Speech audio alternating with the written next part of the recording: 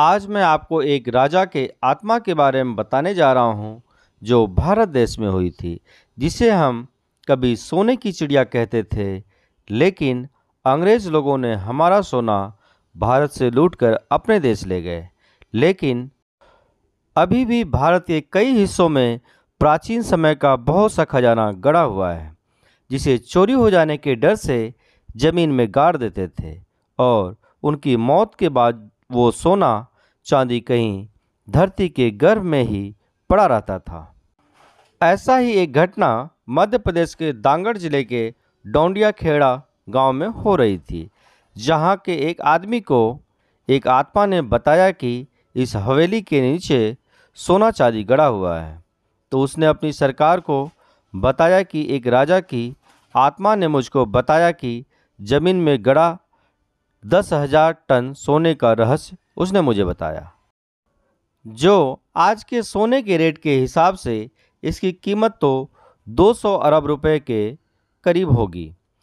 कौन थे राजा राम बख्श, कहाँ से आया है यह सोना, कैसे मौत हुई राजा की, आइए इन सारे पहलुओं पर प्रकाश डालने के लिए इतिहासकार चंद्रकांत तिवारी के अनुसार क्रांतिकारी सूरवीर राजा ने सन 1857 की क्रांति के दौरान अंग्रेजों को जला दिया था। वह कौन थे और कब से वह इस किले में रह रहे थे, ये किसी को स्पष्ट मालूम नहीं था।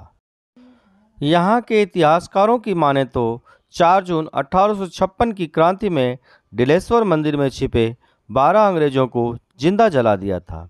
इसमें जनरल डिलाफोर्स भी शामिल थे। कहा जाता है कि राजा चंडिका देवी के बहुत बड़े भक्त थे। वह रोजाना सुबह माँ चंडिका देवी के दर्शन करने के बाद ही सिंहासन पर बैठते थे। लोगों के अनुसार राजा पूजा करने के बाद अपने गले में एक फूलों की माला जरूर पहनते थे। यही वजह है कि अंग्रेजों को जिंदा जलाने की सज़ा के रूप में फांसी की सज़ा सुनाई गई और उनको फांसी पर लटकाया गया, तो उन्हें कुछ नहीं हुआ। इस तरह 3 बार उनको फांसी दी गई, मगर राजा को कुछ नहीं हुआ। तब राजा राव राम बख्श सिंह ने अपने गले में पड़े फूल की माला को उतारकर फेंका और यमुना से अपनी आगोश में लेने के लिए प्रार्थना की। उसके बाद जब अंग्रेजों ने उनको फांसी पर लटकाया, तब उनके प्राण शरीर से निकल गए और उस इंसान को जिसे आत्मा ने बताया था, वो आत्मा वहीं होगी। इसके बाद उस आदमी को थोड़ा बहुत रुपया मिला और सारा खजाना सरकार को मिल गया।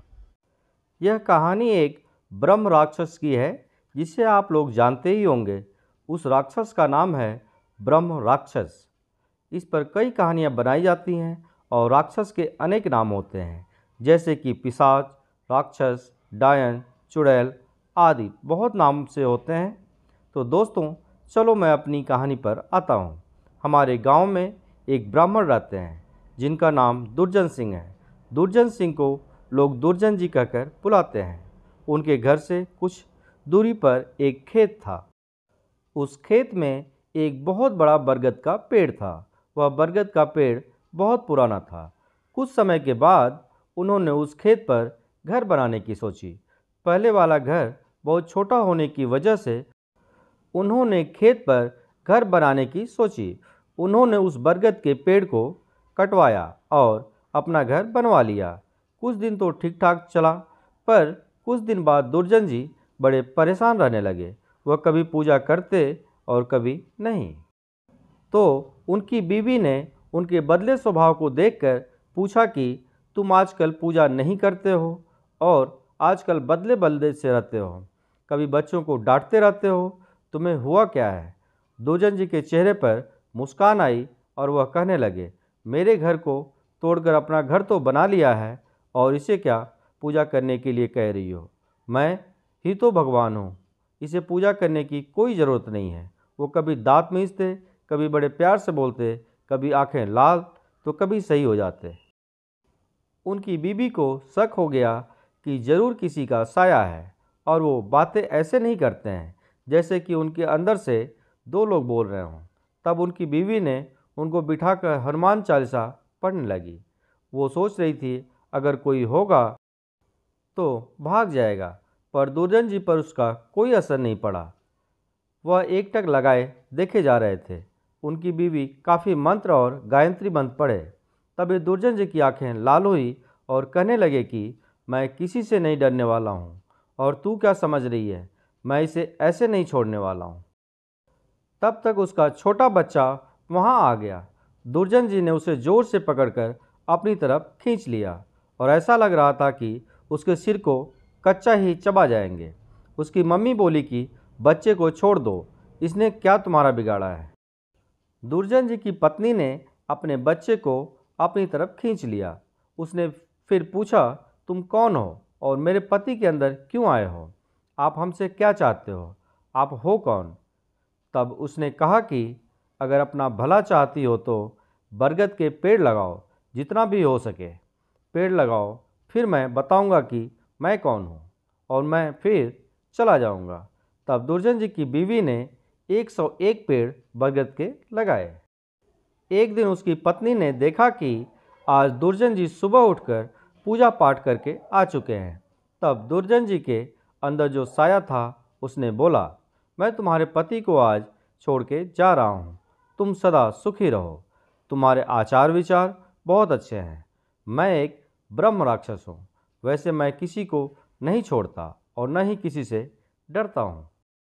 तुम्हारे पति ने मेरे बरगद के पेड़ को काट दिया था, जिस पर मैं हजारों सालों से रह रहा था। मुझे गुस्सा तो आया, पर मैं तुम्हारी अच्छाई के कारण मैंने इन्हें छोड़कर जा रहा हूँ। तुम्हारे पति को छोड़कर तब दुर्जन जी अचानक सही हो गए। तब दुर्जन जी की बीवी की आंखों से आंसू निकल आए। तो दोस्तों, अगर बुरे के साथ अगर तुम अच्छा करोगे तो एक दिन वह भी अच्छा हो जाता है। महाराष्ट्र राज्य के नांदेड़ ग्राम के निकट रायपुर इलाके में आज भी खून की प्यासी डायनों का बसेरा है। स्थानीय लोगों का मानना है कि यहाँ रात में गुजरने वाले लोगों को डायन पहले तो अपने वश में कर लेती है और बाद में उस इंसान का खून पीकर स्वयं को अमर करती है। वहाँ माना जाता है कि यह इलाका डायनों का है। यहाँ पर इंसान का कदम रखना खतरे से खाली नहीं है, और अगर आप वहाँ पर गए तो किसी तरह की गलती आपके लिए काफ़ी नुकसानदायक साबित हो सकती है। अगर आपको यह यकीन ना हो रहा हो तो आप यहाँ पर किसी भी पेड़ों में कील गाड़कर खुद ही देख लीजिए, लेकिन आप लोगों का मौत से सामना ज़रूर हो जाएगा। आप लोगों को भले ही यह अंधविश्वास या श्रद्धा लग रहा हो, इस भूतिया गांव का यही दस्तूर है। इस भूतिया गांव को अभिशप्त माना जाता है। यहाँ पर एक दो नहीं बल्कि सारे इलाकों में डायनों का बसेरा जमा हुआ है। नांदेड़ के निकट इस छोटे से गांव में डायनों की अब पूरा राज्य बसा हुआ है। यहाँ पर ऐसा माना जाता है कि पहले यहाँ एक डायन रहा करती थी, लेकिन डायन ने गांव की कुछ लड़कियों की आत्मा को अपने वश में करके उनको अपने साथ लगा लिया है। आज वही लड़कियां इन डायनों के साथ मिलकर खुद को अमर रखने की कोशिश करती हैं। यह गांव की वही जगह है जहां वास्तविकता में यहाँ के पुरुषों को रात में निकलने पर प्रतिबंध है। कब किस कौन सी जगह पर डायन उन्हें अपने वश में कर ले, कोई नहीं जानता। अभी तक यहाँ पर कुल 42 ऐसे मामले आ चुके हैं जिनमें से पुरुष लापता है, लेकिन उनका अभी तक कोई अता पता नहीं चला है। यही माना जाता है कि डायन उन पुरुषों को मार दिया होगा। रायपुर में पेड़ों को काटने पर भी प्रतिबंध लगाई गई है। यहाँ पेड़ों के ऊपर डायनों के रहने की बात बताई जाती है। एक बार एक पेड़ काटने पर गांव के एक मनुष्य की मौत हो गई थी। तब से ही माना जाता है कि डायन का पेड़ काटने पर ही उसकी मृत्यु हुई है। यहाँ पर एक टूटी हुई हवेली के अंदर एक छोटी सी कोठरी है जिसमें कोई भी नहीं आता जाता है, और माना जाता है कि इस अंधेरी कोठरी में जो भी गया वो वापस कभी लौट कर नहीं आया। 16 लोगों की मौत की गवाह इस भूतिया कोठरी को यहाँ के प्रशासन ने भी सील कर दिया है। डायनों को अपने वश में करने के लिए यहाँ पर कई तांत्रिकों ने अपनी पूरी शक्ति लगा दी, लेकिन इस बीच 5-6 तांत्रिकों को भी मौत हो गई, जिसके बाद तांत्रिक भी यहाँ की डायनों को अपने वश में करने से घबराने लगे। कहा जाता है कि गांव में हर अमावस्या और पूर्णिमा की रात को कोई बाहर नहीं निकलता। हालांकि ये काफ़ी पुरानी बात है।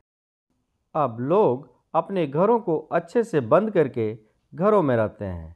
गांव के कुछ लोगों ने यह अनुभव किया है कि अक्सर रास्ते में चलते वक्त उन्हें अजीबोगरीब आवाज़ें सुनाई देती हैं, लेकिन पीछे मुड़ने पर कोई नहीं होता।